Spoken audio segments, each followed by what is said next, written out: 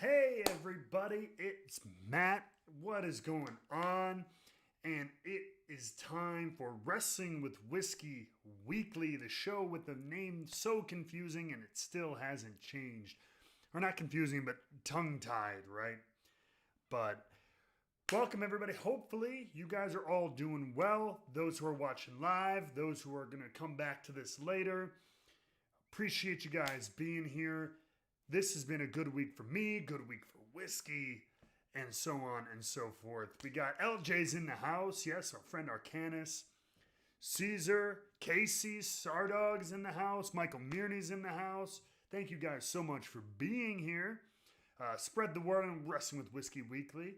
Trying to make this a thing. I'm getting into the live streaming. I like being live. There's nothing like a live interaction, a live audience. Better than that pre-recorded nonsense.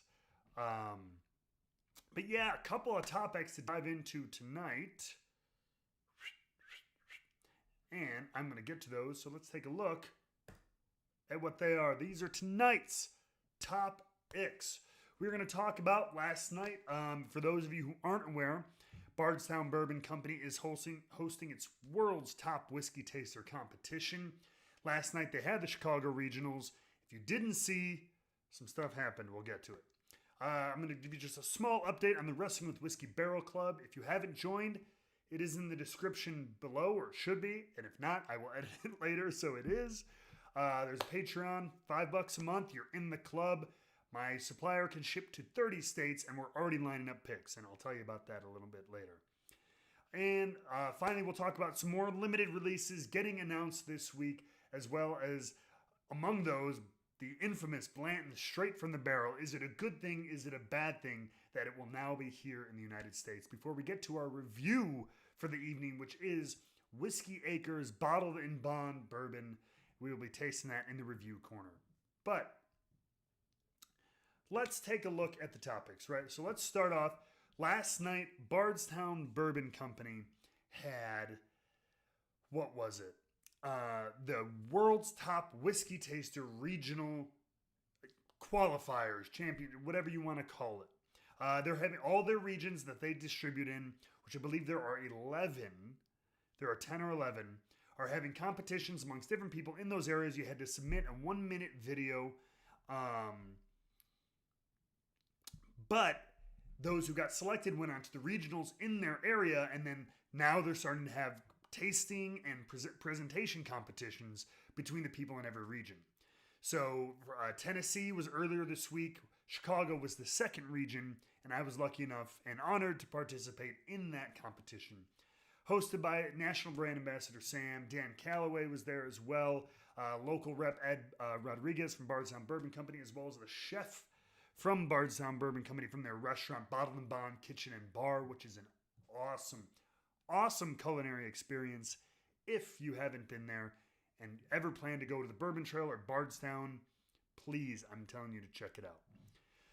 But yeah, honestly, it was an honor to be there. I had some great competition in Chris Blattner from Urban Bourbonist here in Chicago, as well as Richard Winter, who is I didn't know was an MMA judge. I didn't find that out till right before the competition. He lives in Wisconsin, and so there was supposed to be a fourth person, but they couldn't make it, I guess. But yeah, it was pretty awesome. Yes, Sardog, pointing out in the chat, Indianapolis is tonight. I think it's going on right now, so I'm probably screwing some of their viewership. But if you guys zip on over there, you can catch the end of that. I think there's only 2 people in that competition. Last night, we only had 3. I know some regions have 9 or 10, so competition may vary, but we did a tasting challenge of 4 different spirits. First one, we had to guess whether it was over or under 100 proof and try to guess the exact proof. So it was high proof or lower proof. Then we had number 2, we had to guess whether it was old or young, so either 8 years and older or 4 years and younger. And then bonus points if you got close to the actual age. 3, you had to guess what type it was, whether it was bourbon, rye, scotch, or Irish whiskey. And then finally, last, it was a choice of finishes, which they had done in their collaborative series. You had to guess which finish it was. So this was the part I was worried about, actually. The second part was a flight presentation, and I like to talk. I like to entertain, talk in front of people, sell you on things, tell you about things. Those who follow me, you obviously know that I'm flying in front of a crowd. But I would always wasn't sure about my really skill level tasting things. Right off the bat, high or low proof.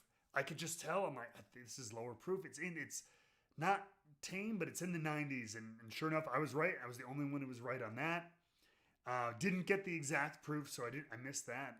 And then on the second one, that can be tough because I've tasted some 4-year whiskeys that drink well beyond their years. If you guys watched last week, there was a 2-year Texas bourbon, which I said drank well beyond its years. So I was a little nervous about that one, but it felt like it was older. And sure enough, it was. And I guess within 1 year of the actual age, so I got bonus points. I was doing well going into the last part of the competition. But I screwed myself. Don't take that out of context. Because the third one was to guess what type of whiskey it was. And I'm going through and I'm drinking it, and I knew it was super low proof. I knew it.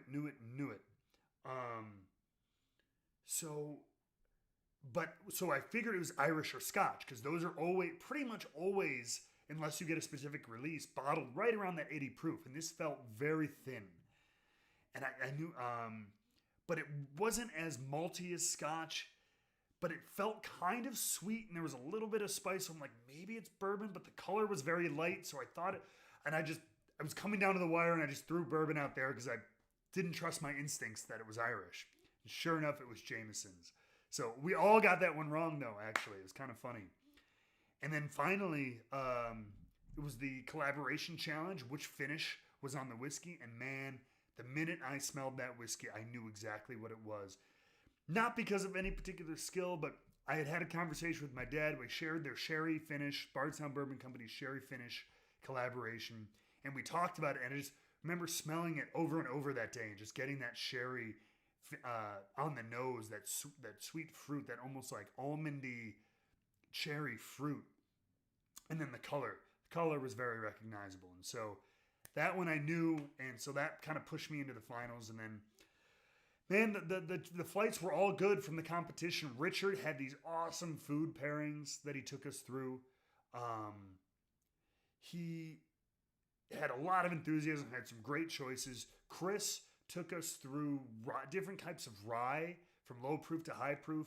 I kind of went through what I thought like good entry, if you're trying to expand your whiskey palate, going from an entry bourbon to a more refined bourbon to a beautiful finished bourbon. And so it did pretty well, but ended up with 16 total points and won the day. And I'm very honored. Thank you very much to Bardstown Bourbon Company and to Chris, Urban Bourbonist, Richard, Milwaukee Food King, MMA Judge, my man, Ed Rodriguez, Danny Bardstown, Sam, There For You in Spirits on IG, all the awesome people at the production team of Bardstown Bourbon. So now we move on. Repping Shy City, baby, in the finals. No date set for that, but it will take place live in Bardstown at Bardstown Bourbon Company.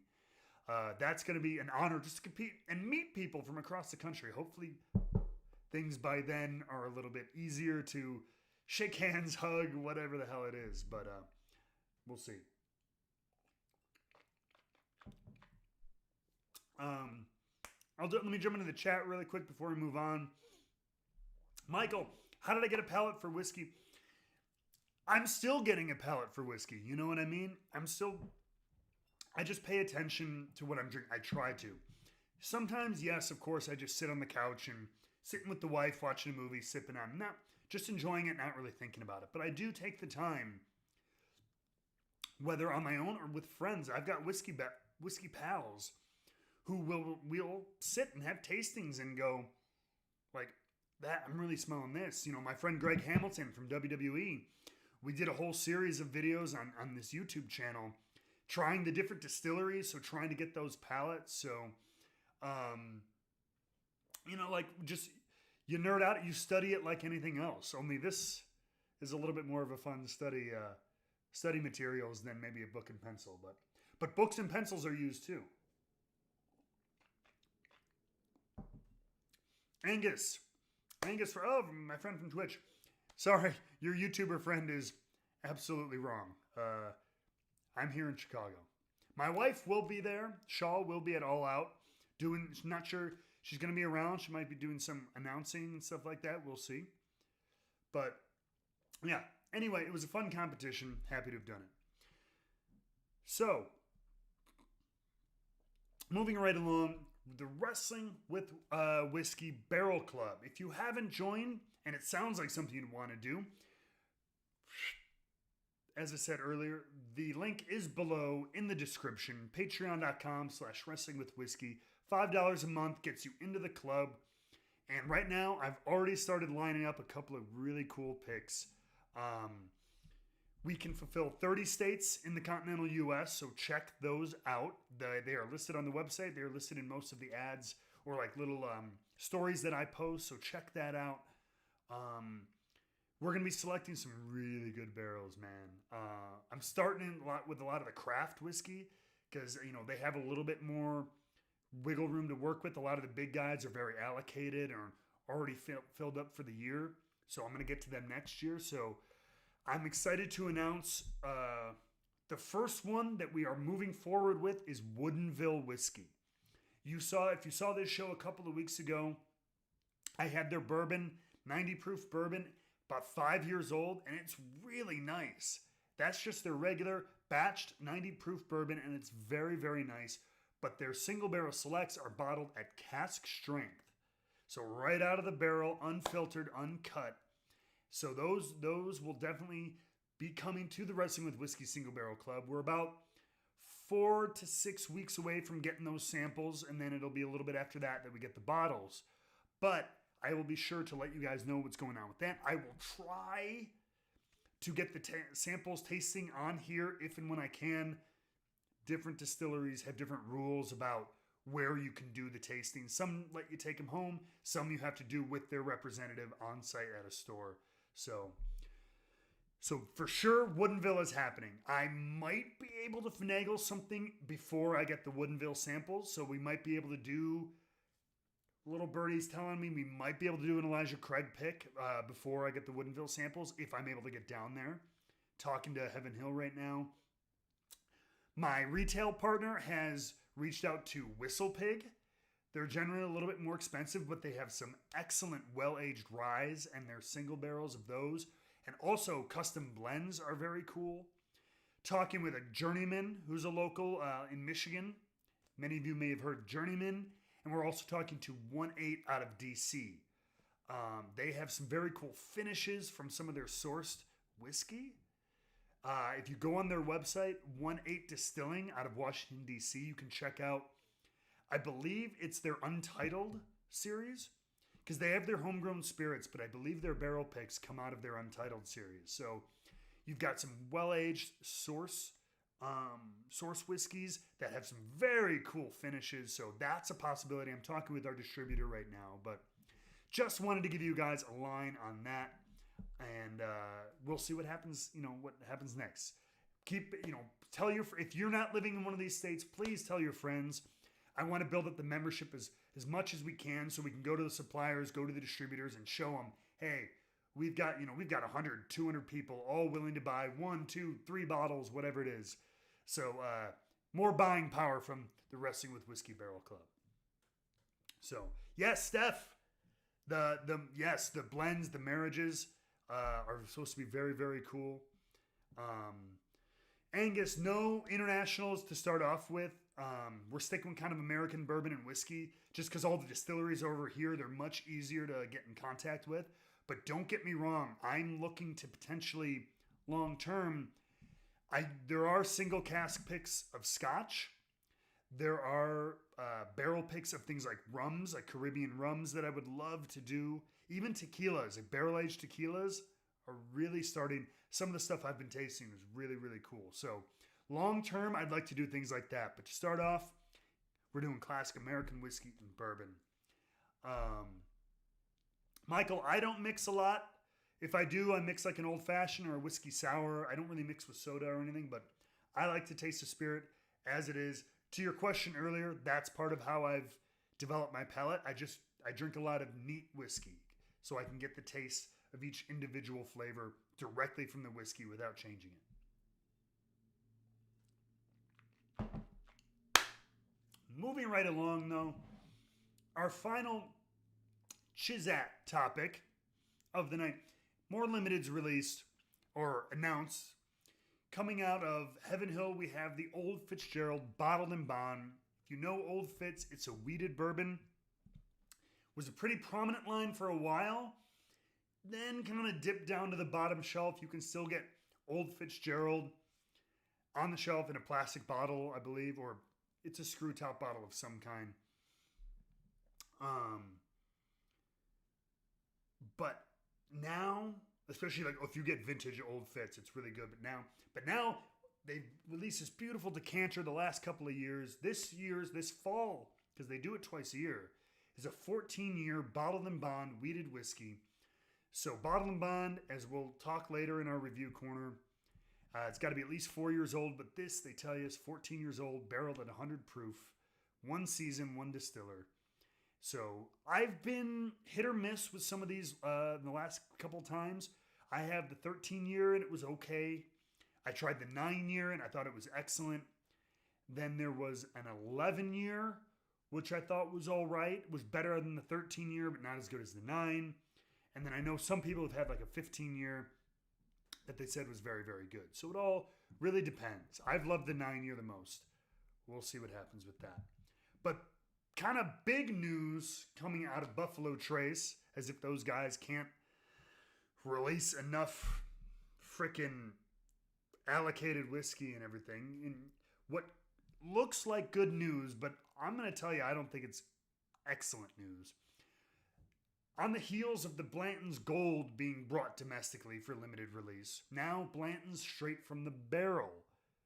The uncut, barrel-proof version of Blanton's, which, to be fair, I think is the best version of Blanton's. I enjoy the regular single barrel. I think Gold is very nice, but Blanton's straight from the barrel is pretty damn good, I will admit.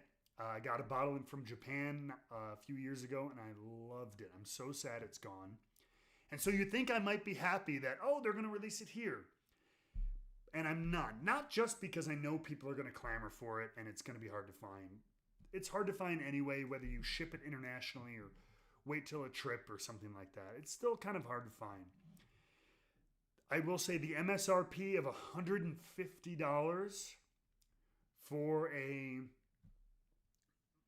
generally 7 to 9 year old single barrel product, even at barrel proof, seems a bit high. And that's the MSRP. That's the suggested retail price from Buffalo Trace. That's almost $50 more than their BTAC collection. So they're saying that this is more valuable even at much younger stats. And, I don't know how many barrels they're going to be putting of this out. But if your antique collection, your big limited collection, every year retails around $100, $110. And now you're going to be selling this, generally younger product, great as it is, for $150. That's a tough sell. Sardog in the chat, you're true. That was with the beauty of it. You could go to places like the Caribbean, some of these very close international destinations, and get it. I got it in Japan for about $80 US. And to me, I would rather ship it, pay $50 to $60 shipping, and get a couple bottles at $80 to $100 each, and get them shipped. But maybe that, I don't know if those international retailers are going to have as much. Maybe they'll get less supply. Maybe the tariffs are some of the reason to do with this. So a lot of those places in Europe or in Asia or wherever people were importing from might not get the supply they used to because they're going to try to keep it here, sell it for more, and make more money, which as a company, I don't entirely blame them. But as a consumer, I'm not going to go nuts over it here. I'm going to wait till hopefully I can take a trip. I'm hoping it'll still be in Europe, hoping it'll still be in the Caribbean, Virgin Islands, places like that. But I don't know. It's cool that the option is here, but I'll tell you this, 150, again, suggested price, which means that there's a lot of retailers out there. They're going to have a Blanton straight from the barrel behind a glass case for $200 or more. So let's just say, bravo for doing it, but please, I hope I can find it in Japan, which hopefully I'll go to fight people in tights. We'll see. Brother doesn't know. But what brother does know is this. Things are about to hit the review corner. So let's go over there.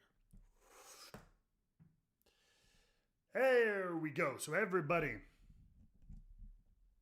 Oh, Michael, I would love to come to Ireland. I mean, I literally have family in Ireland.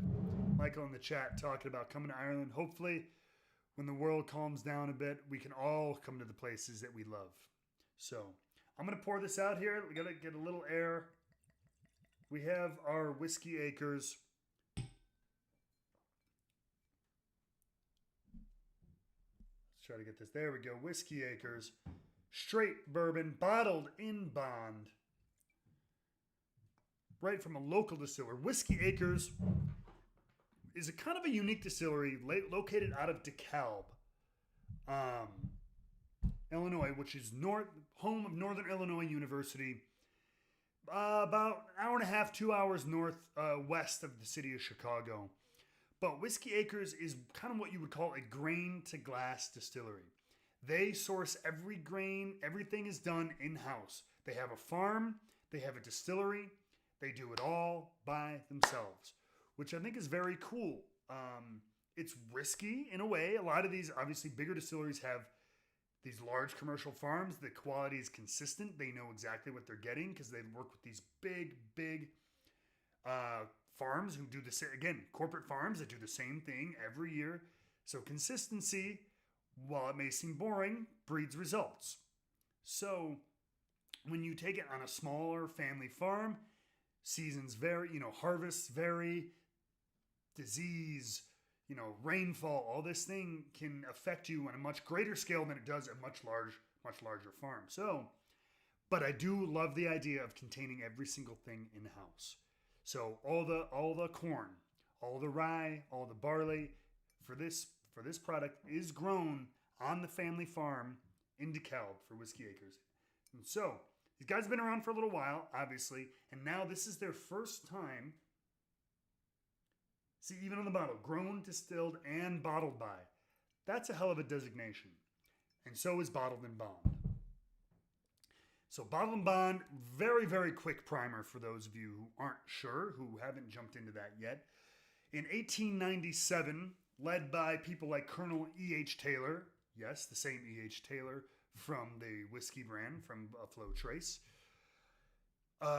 they wanted to kind of basically clean up their whiskey. So many people were rectifying it, coloring it with spit and tobacco and arson and flavoring it with arsenic and molasses and basically poison to just either create bigger yields, darken the color, doing all kinds of terrible stuff.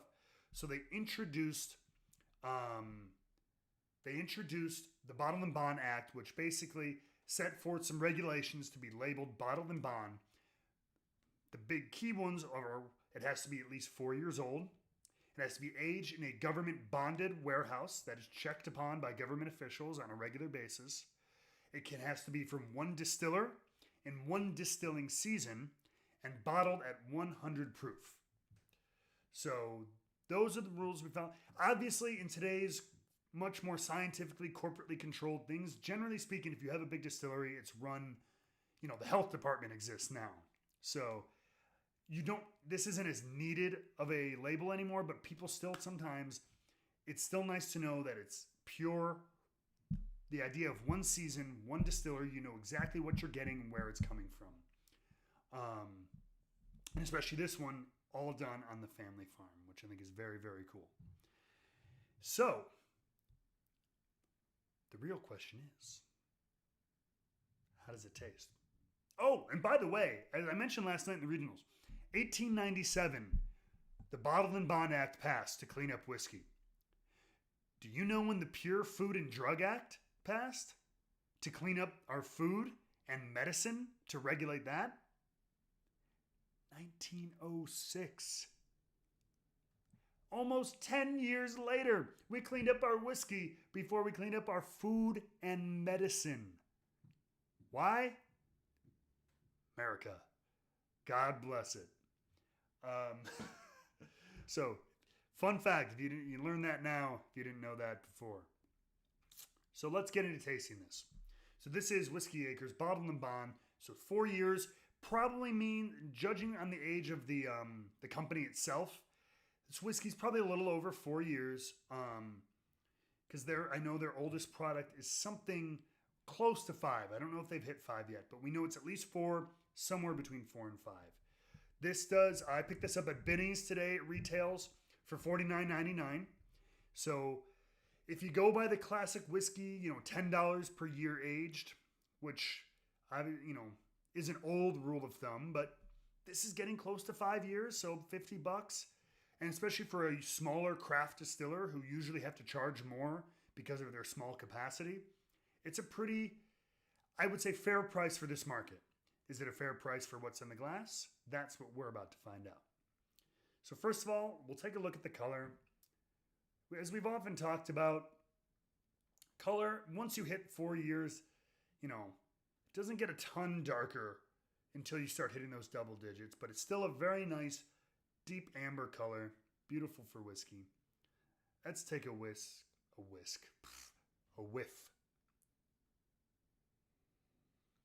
Okay, so I did just whip it up, so there's a little bit of ethanol coming off there. Ethanol and alcohol. But letting it settle brings you, so there's a strong corn note. If you remember, again, the Woodenville, I kind of get this strong corn note too, but it's not a young, 2-year rough corn that you can get. This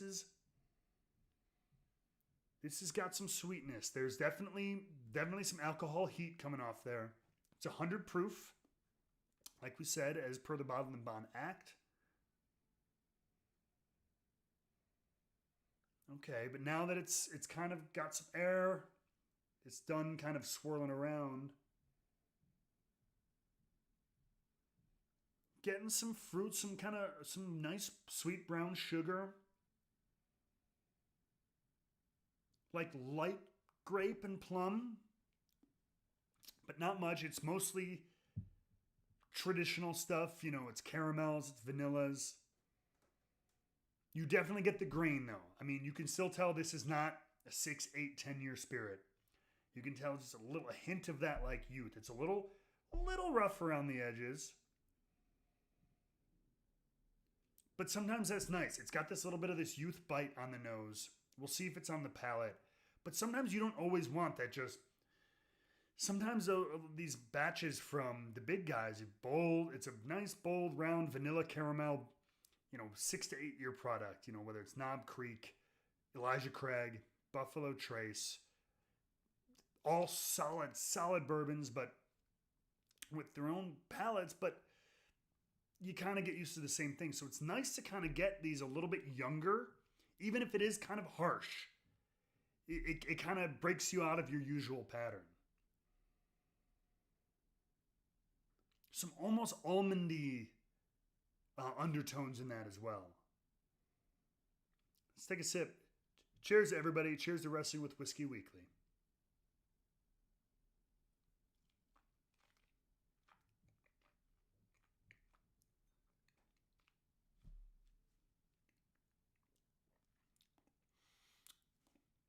So out the bat, it's hot.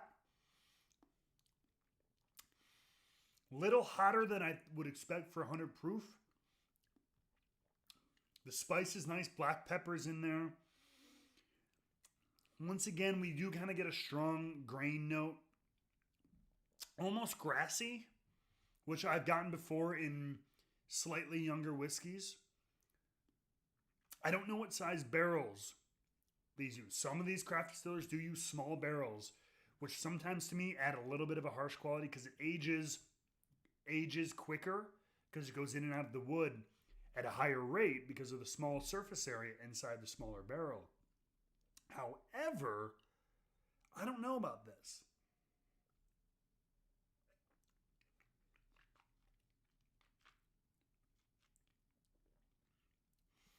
Nice, sweet, almost like honey and sugar.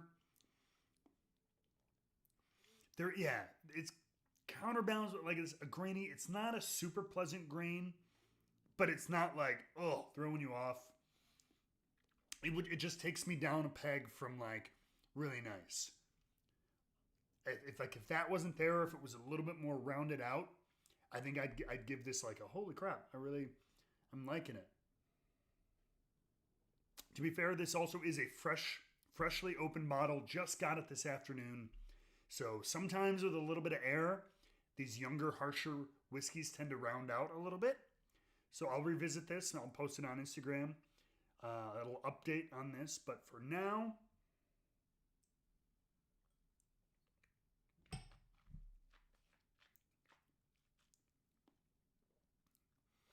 I will say the nice qualities outweigh the negative. So the heat's a little heavy for 100 proof. And there's this grainy, kind of grassy hay note to it as well. Giving me this sense of a younger spirit. However, the sweet sugar notes are very nice. Despite it being hot for 100 proof, I do feel like the spice is nice. Like it's got this very nice coating mouthfeel on it. And a great, like, even though it's an Illinois bourbon, a nice little Kentucky hug tingles all the way down. Well, I never...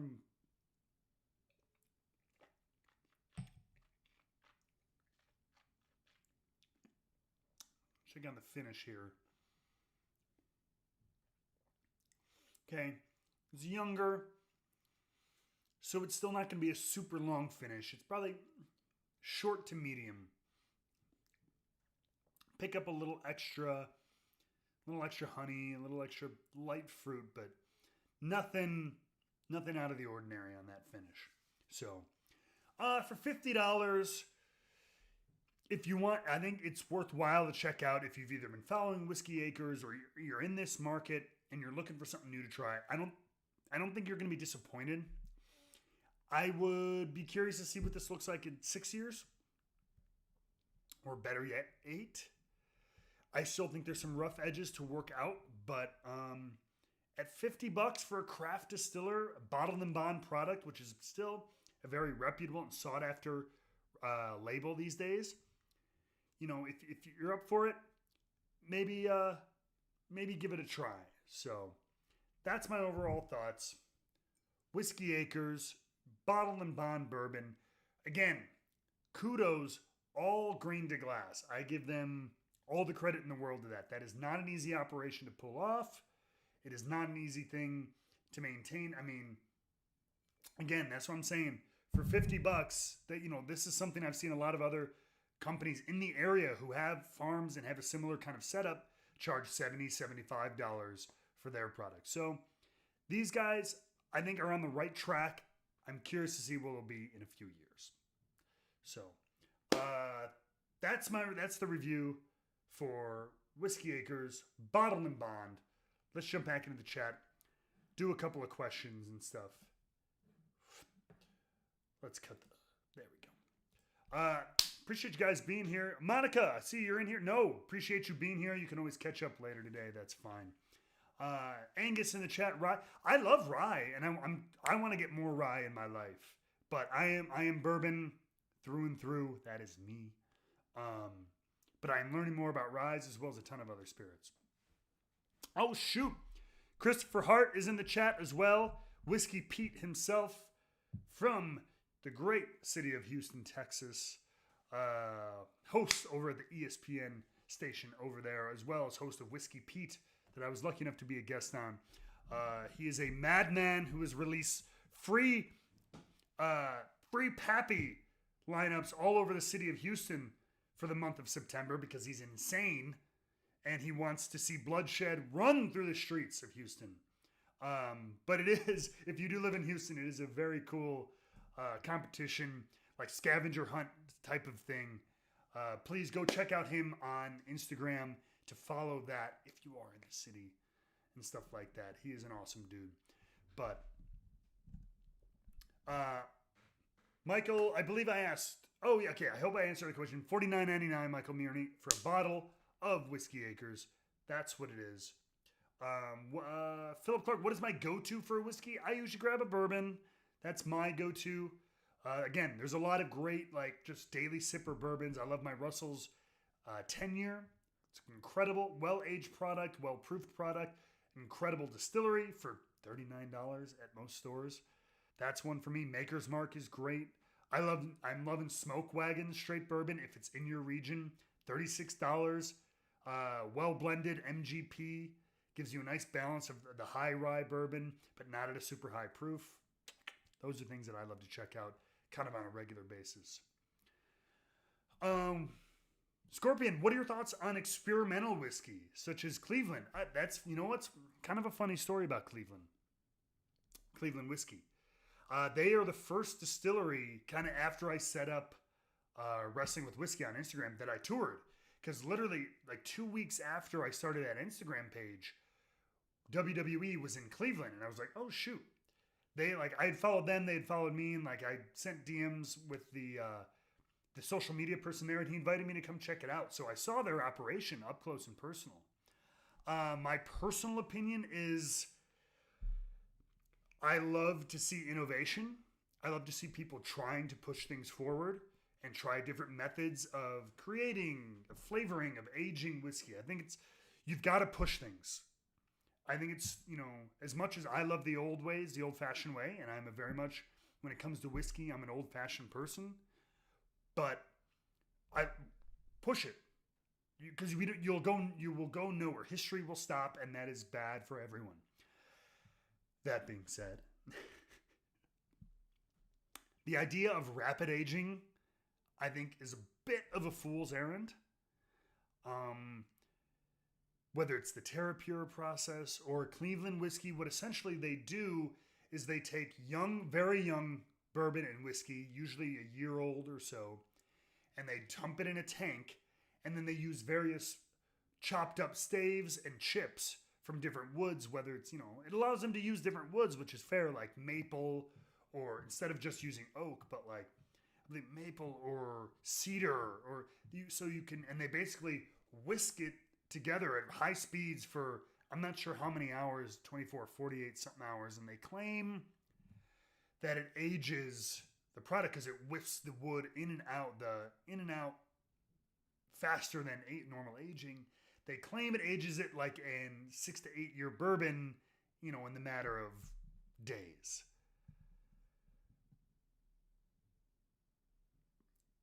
Kudos for trying something different. However, I don't buy. I've tasted their stuff. I will tell you this: it doesn't taste like a 1 year.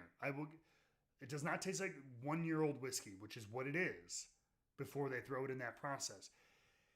It tastes like it's like a 3 year whiskey. I think they've jumped up maybe a year, maybe 2, with this process, kind of to taste similar to something, but to say it's close to a 6 to 8 year bourbon, I think is a fool's errand.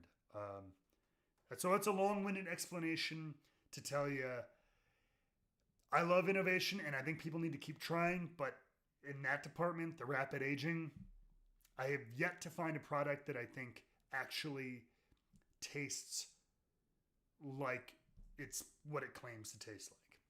So that's my thoughts. Yeah, Sarda, we got Smoke Wagon here in Illinois. We were actually one of the few states to get it pretty early on. So a couple stores gotten some great barrel picks from them. Their core line product here is here. The small batch, the straight bourbon, the uncut unfiltered, and then of course the single barrel selects from certain stores. But man, their cheapest option, the Smoke Wagon straight bourbon, I don't know the exact. I think it's 4 to 6 year MGP bourbon, but it's their high rye mash bill, so you get that floral, herbal spiciness to it, and it's really well balanced. And at 92 proof, it doesn't blow your palate, doesn't burn you out of the day, out of the ordinary or anything. And then it's $36. Like I get it at the corner store right around from me. So I love that very much. I think it's a great option. It's sweet, but it's balanced and layered and spicy. I think it's awesome. And then honestly, all their products from there are even better. But start off with the straight bourbon, not the small batch. The straight bourbon. They get more expensive as you go. So that's all I'm saying. But that's all for me, folks. Thank you again one more time for coming to Wrestling with Whiskey Weekly. Thank you for Whiskey Acres. Check it out if it's in your local market. Other than that, I will see you guys. Oh! That was loud. Before I go, to hype up next week a little bit. So I just got word today from people at Brown-Forman. Wrestling with Whiskey is going to be getting a sample of their extremely limited scotch coming out. The GlenDronach Kingsman edition. 29-year-old scotch. Oh, baby. So that sample will be coming to here early next week. I will have it on Wrestling with Whiskey Weekly next Wednesday, 6 p.m. Central. I'm very excited that I love well-aged scotches. They will also have a sample of their 12-year, which is their common release, so kind of show the comparison there. But yes, I will be posting about it for sure, but I got the press release, I've got the promo photos and everything. I'll be posting on Wrestling with Whiskey, but you heard it here first. Next week, 29-year-old scotch, extremely rare. I think the MSRP on this bottle, I'm pretty sure, is somewhere over $1,000. I saw it in the press release. So, Maddie's excited. So, tune in next week, Wrestling with Whiskey Weekly. I always say that in such a weird pattern. Cheers, everybody. Thank you very much for being here. And join the Single Barrel Club if you haven't. But